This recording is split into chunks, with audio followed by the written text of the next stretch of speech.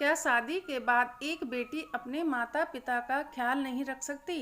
दिल को छू लेने वाली कहानी। नीरू की शादी हुए 1 साल से अधिक हो गए, लेकिन वह मायके नहीं आ पा रही थी। उसे अपने घर की याद आ रही थी। ऐसा नहीं है कि उसके ससुराल में कोई कमी थी, लेकिन नए रिश्ते मिलने से पुराने रिश्ते, वो भी अपने घर वालों को कोई भूल पाता है क्या?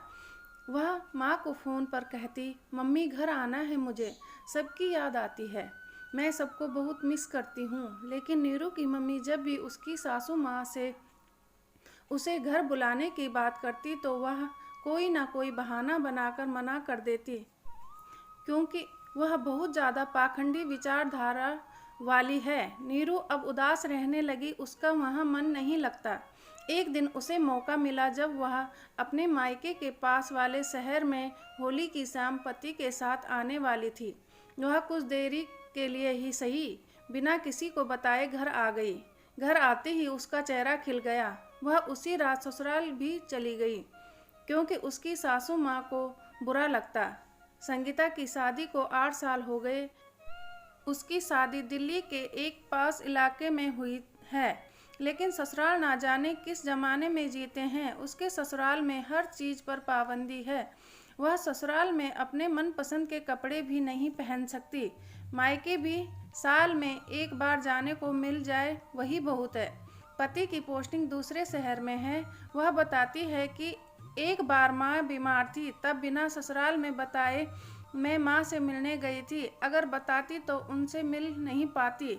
ऊपर से मायके से ससुराल आने पर यह सब यही देखते हैं कि माँ ने विदाई पर क्या क्या दिया है।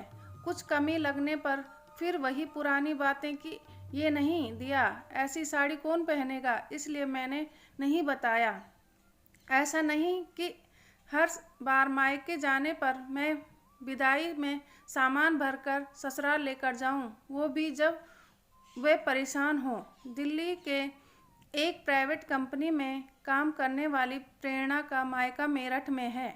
कई बार वह शनिवार को हाफ डे लेकर मायके जाती। वह अपने माता पिता से मिलती, फिर ससुराल के लिए निकलती और रोज की तरह समय पर घर पहुंच जाती। ससुराल में वह नहीं बताती कि वह माँ बाप के पास गई थी। इस बारे में उनका कहना है कि लड़की जब मायके की दहलीज पार ससुराल में कदम रखती है तो उस घर को ही अपना मान लेती है। उस घर की हर चीज़ को अपना मानने के लिए हर प्रयास करती है। लेकिन जब सासू माँ बहू को बेटी नहीं मान पाती और परिवार में बहू को वो स्नेह नहीं मिल पाता, साथ ही उसके मायके में जाने पर पाबंदियाँ लग जाती हैं। यही वो वजहें हैं जो हम बेटियों को यह राह चुनने पर मजबूर करते हैं। हमें लगता है कि अगर बता कर जाऊंगी तो मुझ पर नज़र रखी जाएगी, रोका टोका जाएगा। वही मायके से हमसे पूछताछ होगी कि क्या दिया तेरी माँ ने हमारे लिए। हम बेटियां अपने पेरेंट्स पर हर समय ये बेवजह बोझ नहीं पड़ना देना चाहती।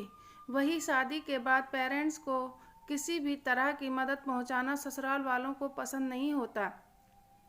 ऐसे में एक लड़की छिपकर अपना फर्ज निभाती है।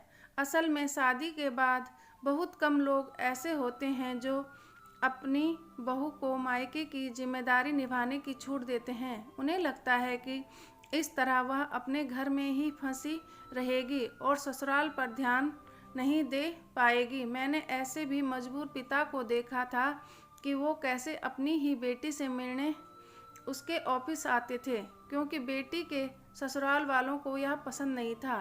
क्या शादी के बाद पिता का अपनी ही बेटी पर कोई हक नहीं होता? फिर एक पिता को बेटी की सुख शांति के लिए ये सब जानते हुए चुप रहता है। आशा करती हूँ आज की कहानी आप लोगों को अच्छी लगी होगी। अच्छी लगी तो लाइक करें, शेयर करें, मेरे चैनल को सब्सक्राइब करें, कमेंट में अपनी राय ज़रूर दें। इस कहानी से आप लोगों को क्या सीख मिली। वीडियो देखने के लिए बहुत बहुत धन्यवाद। मिलती हूँ एक और अच्छी कहानी के साथ, तब तक के लिए धन्यवाद।